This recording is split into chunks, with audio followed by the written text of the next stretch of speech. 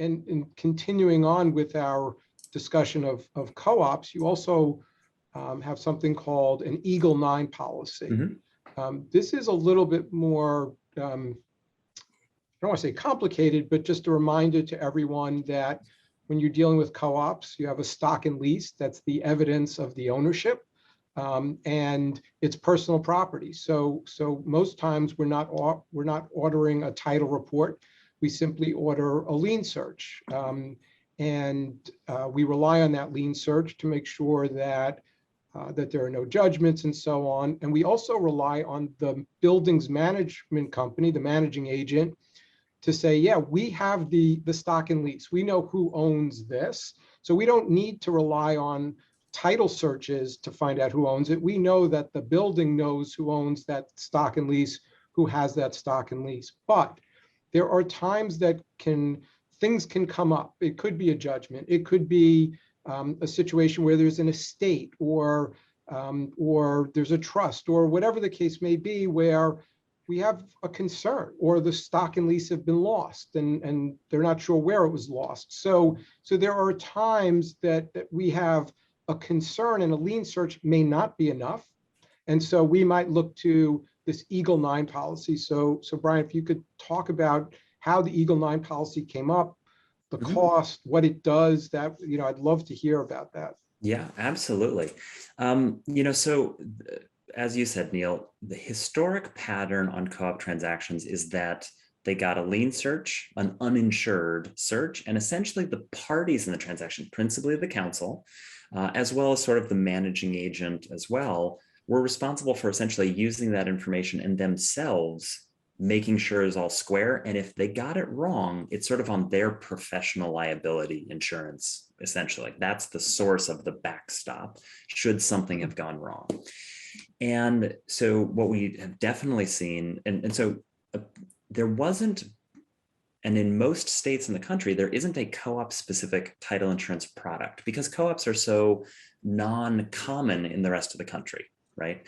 And so a number of years ago, a little bit more than 2 decades ago, there was a new form product created the first one was Eagle 9, which is a first American specific, New York specific product. And the other is the Fidelity Co-op UCC Plus policy.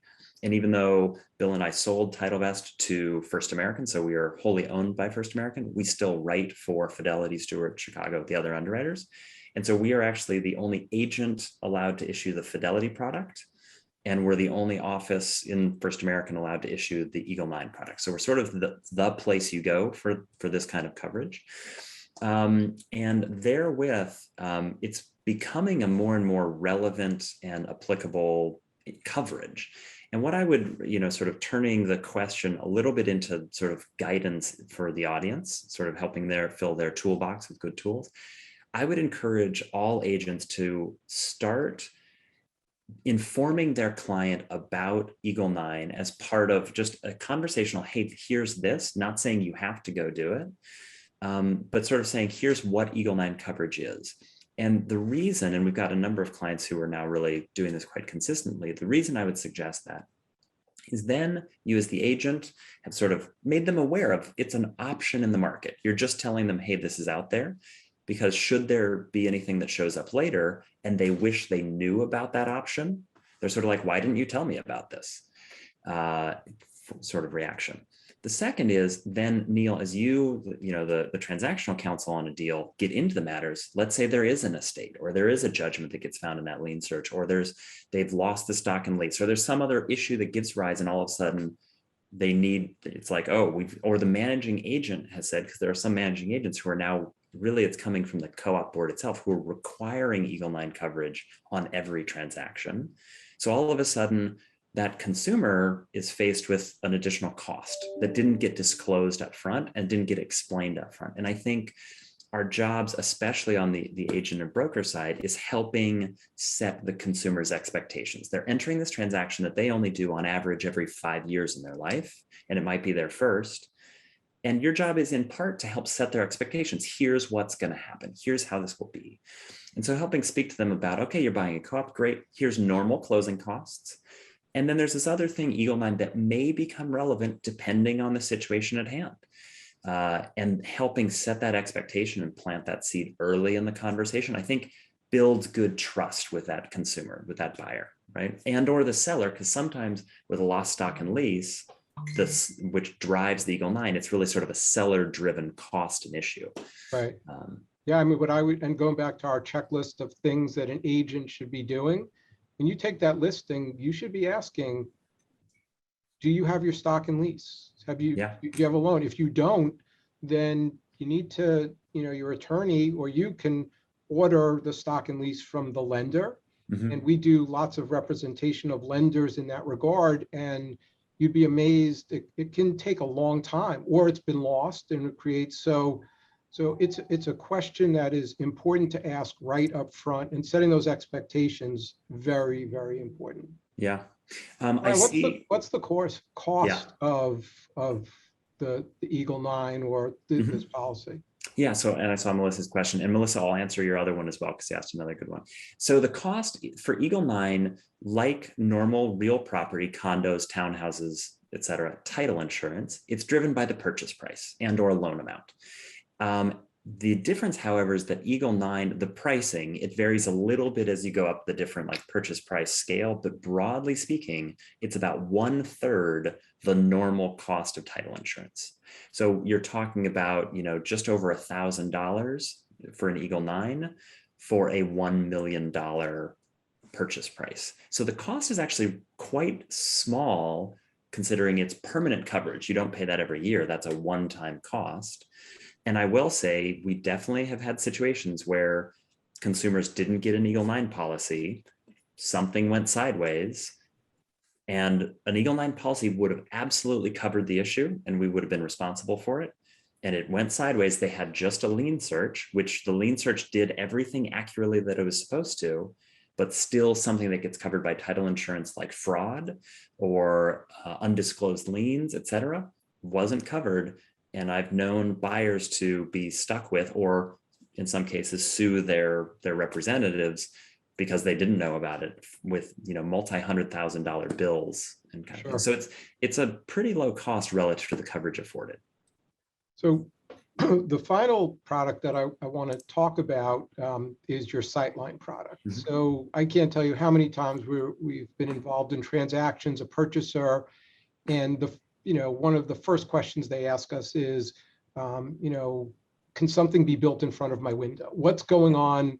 What's going on in the area? And our response has traditionally been, look, we're not zoning attorneys, we're not architects, we don't, and we've had some clients who have actually gone to a zoning attorney and asked that they do a complete zoning report, and I understand that. But you have a product that is unlike any other that I'm aware of. And I think it can be helpful both for the agent community and for the attorney community. So if you could talk about Sightline, how it came to be, what it does, and so on, I think that would be great. Yeah, absolutely. I'm going to jump back on two things. One, Melissa asked about live CE classes, and I'll quickly say we tried having two, and the in-person attendance was pretty low. And so we've gone back to just, web style. Although I will say the toolbox, as I've looked through it, you've got some great content in there. So I think that's your first stop, is sign up for the toolbox membership and access that great content there. And the other one I wanted to mention was going back up to offering plan very quickly. And just to quickly mention, it's also something, if you're representing a sale transaction and that seller says, oh yeah, I've got my offering plan, and they slide out the big box and they're like, here you go, agent, here's, all 1,700 pages of it. One of the things that we've had a number of agents start doing is they take that, they send it to us to digitize, because they're just starting the listing. They know they've got a little bit of lead time. They get it to us to digitize. So now when it comes time to hand it to the other party, they're not arranging for a big FedEx shipment or whatever. They're like, oh, great, Titlehouse is going to send you a link to that.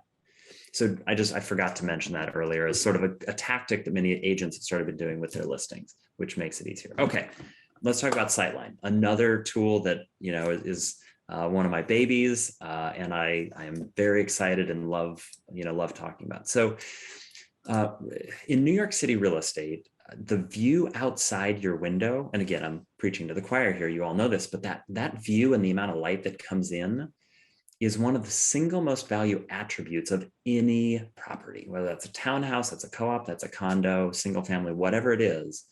The light in New York City and access to view is like, one of the biggest influencers of really value and price.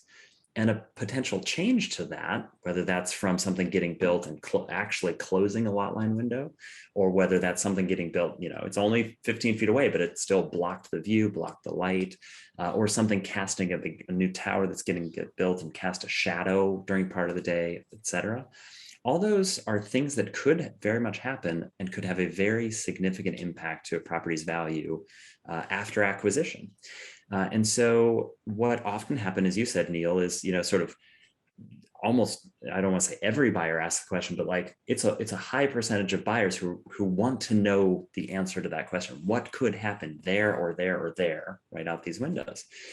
And agents and non-zoning attorneys are stuck in that spot of like, that's not my area of expertise. That's not a thing I can answer for you. And I think as Rebney counsel, I'm sure you would advise, and I'm sure many of the brokerages continue to advise, like, don't answer that question as the agent standing in that listing. Like, don't tell them what could happen to that parking lot because it's not your area of expertise.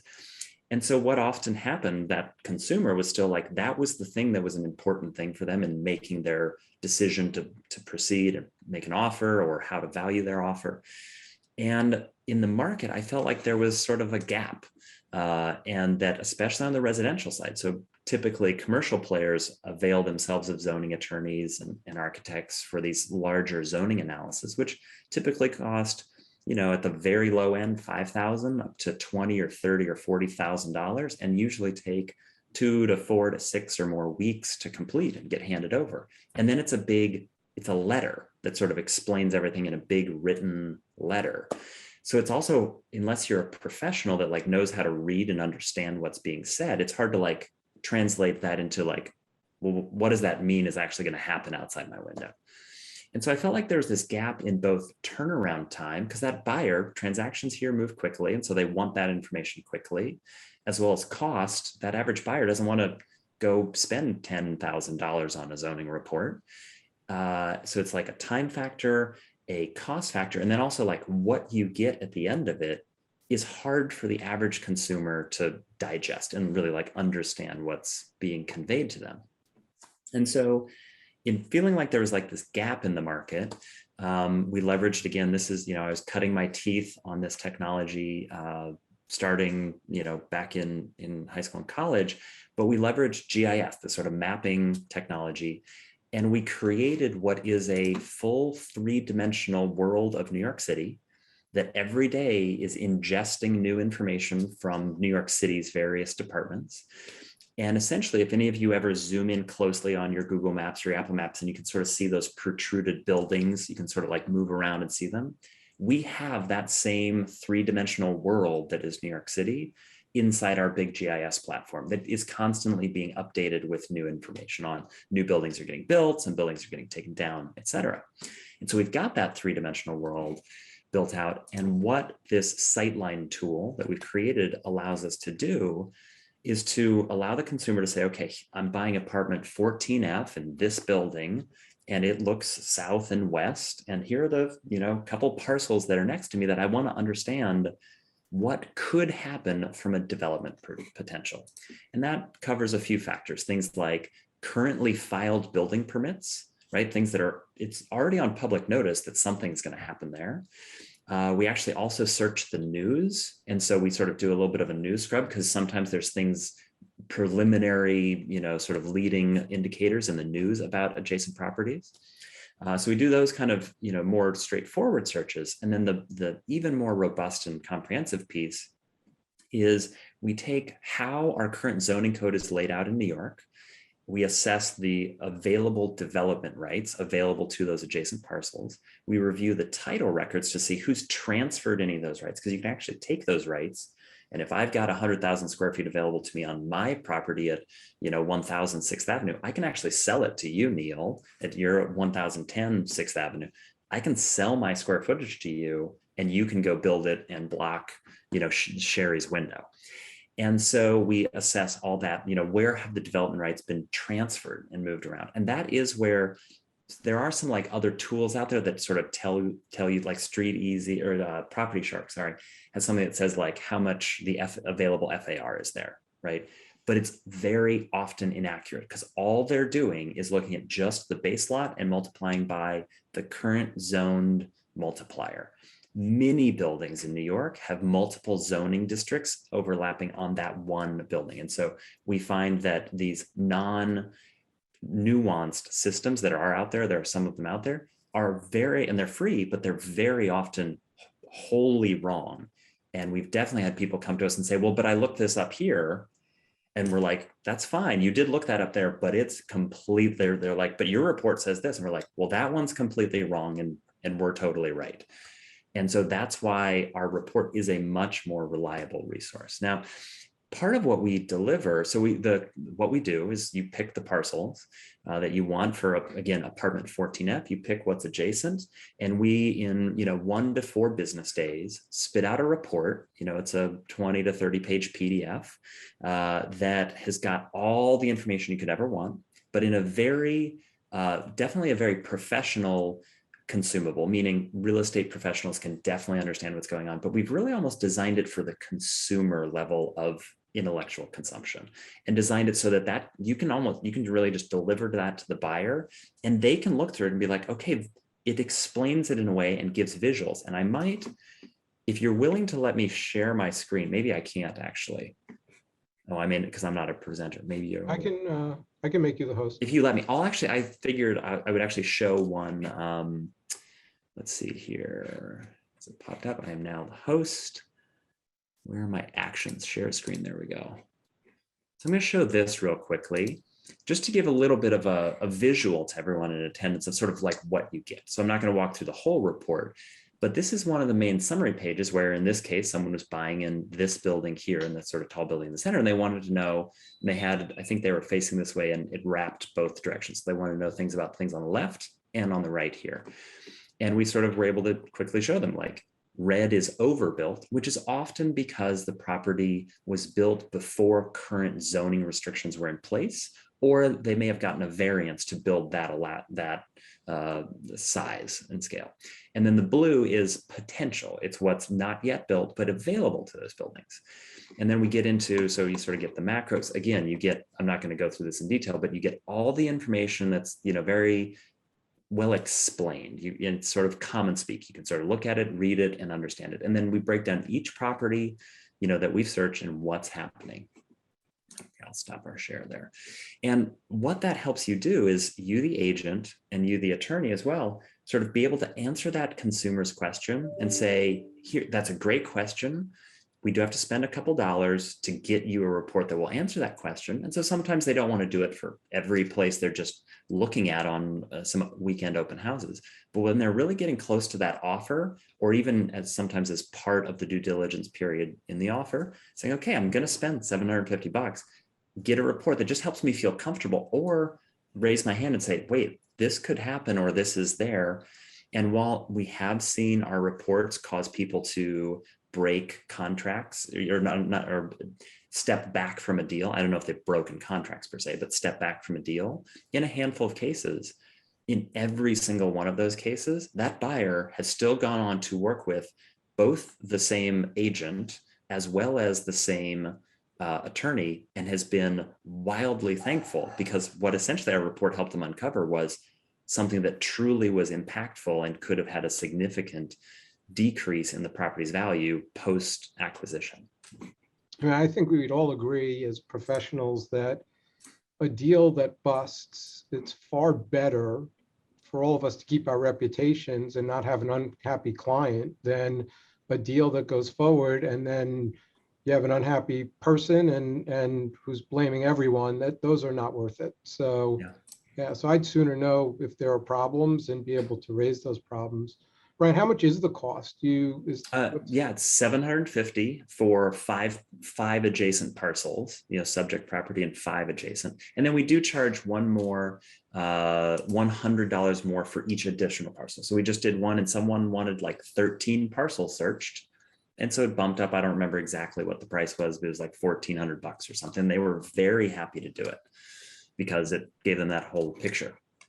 When would you say to someone that's interested in the product, though, hey, you really do need to speak to a zoning attorney? Like, how do you make that distinction? Yeah. So we include with that report a 1-hour slot with one of our team members who helps make sure that you're understanding the information we've given you and the analysis and the 3D renderings and that kind of stuff.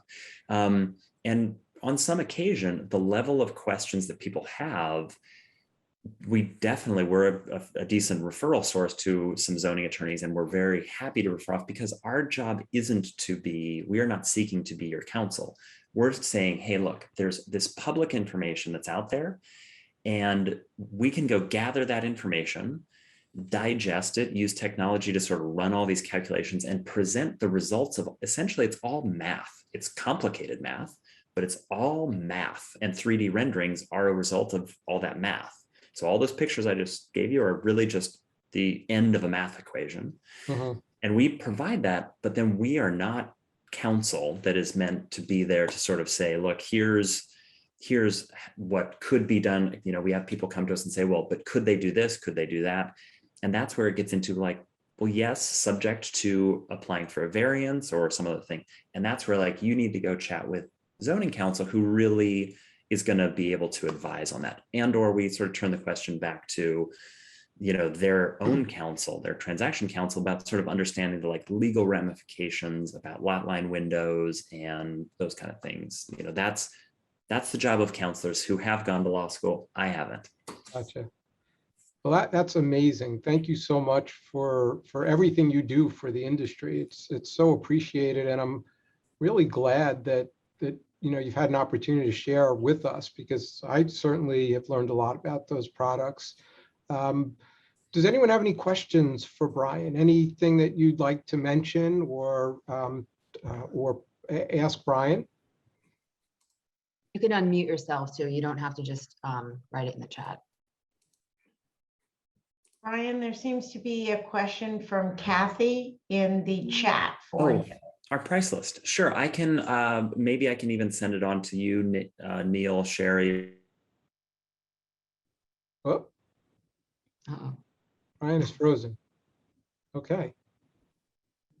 So yeah, we will definitely share that with everyone. I'm assuming everyone can still hear me, correct? I can hear you. Yeah. The only problem is I made Brian the host, so. Oh. We'd love to use this time now to do kind of an Ask Neil or you know, Legal Line Live. So anyone have anything that they would like to ask us or share with us? Anything that's going on that you have a burning question about?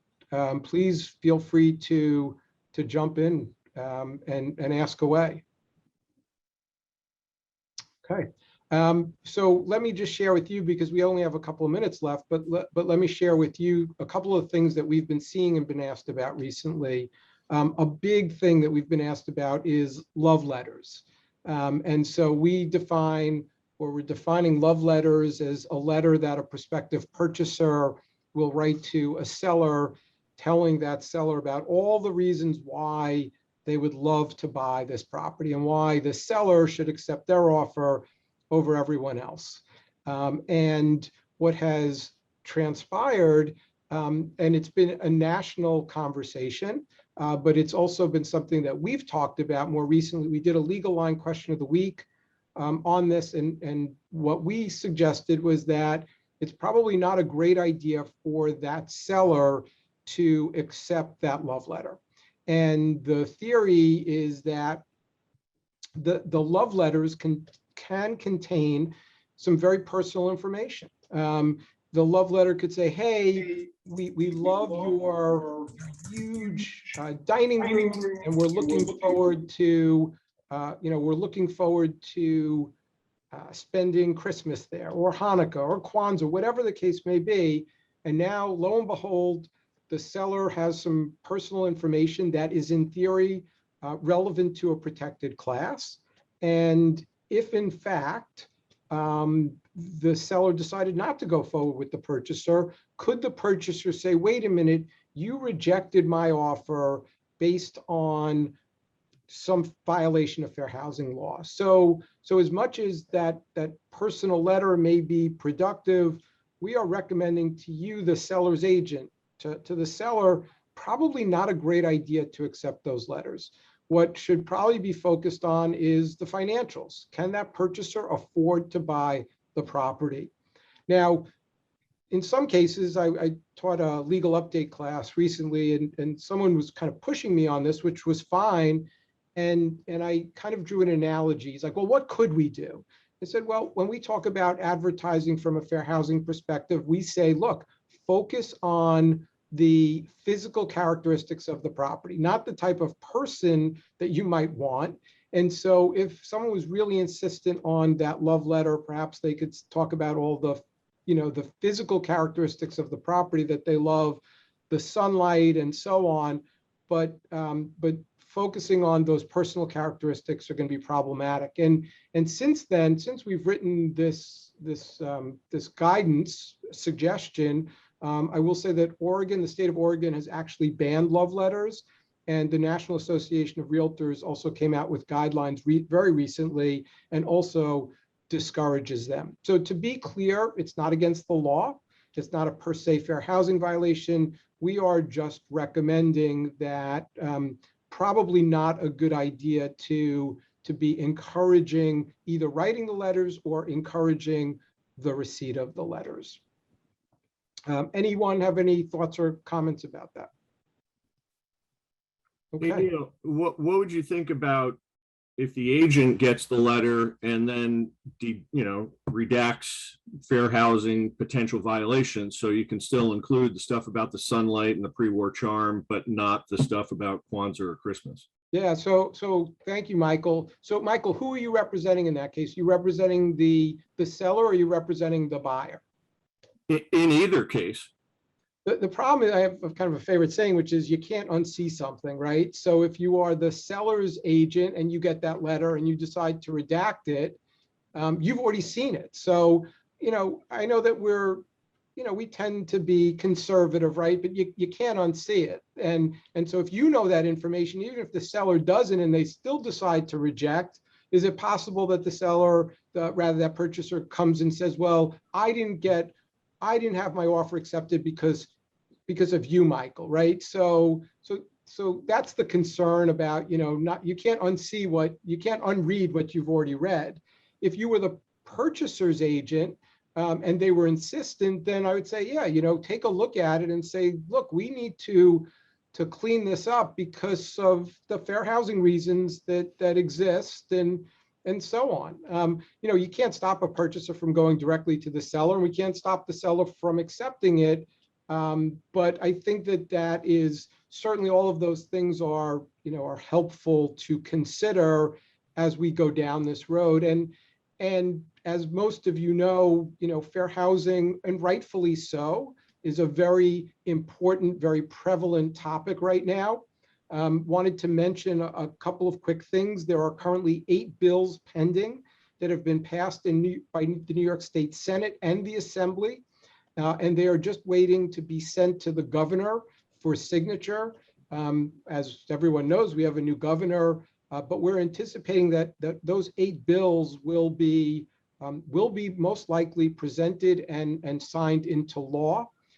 If anyone would like, you can just shoot us an email. We'll send you a summary of those 8 bills, and we kind of do that as part of our legal update. But again, we'll be happy to share that with you. I would like to also remind you that we have a new reasonable accommodation and reasonable modification disclosure form that the Division of Human Rights, the New York State Division of Human Rights, is currently working on. They asked for public comment on that document. REBNY provided significant commentary. There was actually a first law was passed, and we had a 14-point memo that I prepared about my concerns. The law was amended, and then the Division of Human Rights did a public comment period. So we submitted our concerns. There's no question in my mind that this form will be presented. and it will be something that you will need to put into your disclosure package. The question is really, what is it going to look like? Because our biggest concern about the form was specifically that the form contained a line where you needed to put in the name of the tenant, or rather, I'm sorry, the landlord or the landlord's agent. And our statement to the Division of Human Rights is, hey, how is an agent going to know who the landlord wants the prospective tenant to contact? And I believe that the Division of Human Rights took that seriously. And I'm hoping that the form that is going to be delivered, the final form, will exclude that. So this notification or disclosure about